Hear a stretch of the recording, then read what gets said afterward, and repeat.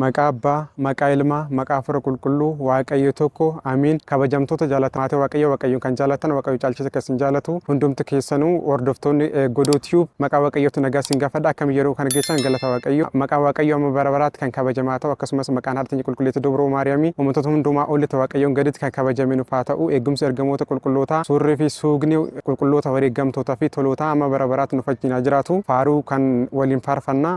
Faaruun mata dureen isaatis haadhummaa keenimaa isa jedhudha. Haadhummaa keenimaa yaa haadha koo yaa fakkaatu guggee garraami koo. Haadhummaa keenimaa yaa harme koo yaa fakkaatu guggee garraami koo. Abjuu koo dagaadhee dhugaarranii jaajjuu kan koo kan hin taane soomni nan ajaju.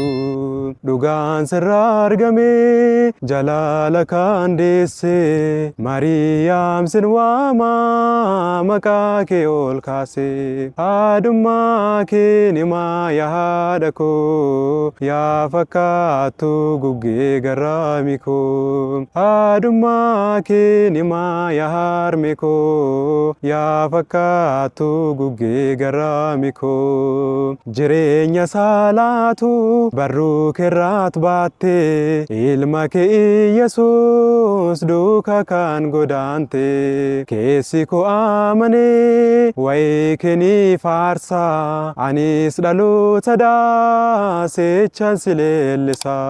Haadhummaa keenimaa yaa haadha koo yaa fakkaatu guggee garraami koo.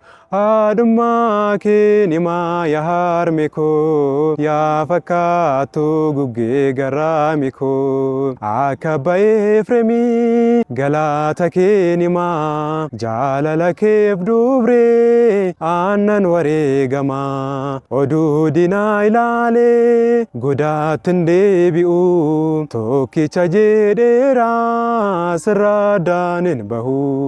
Haadhummaa keenimaa yaa haadha koo yaa fakkaatu guggee garraami koo. Haadhummaa keenimaa yaa harme koo yaa fakkaatu guggee garraami koo. Qoricha saalaatu barruu keerraat baatte ilma kee Yesuus duukaa kan godaante.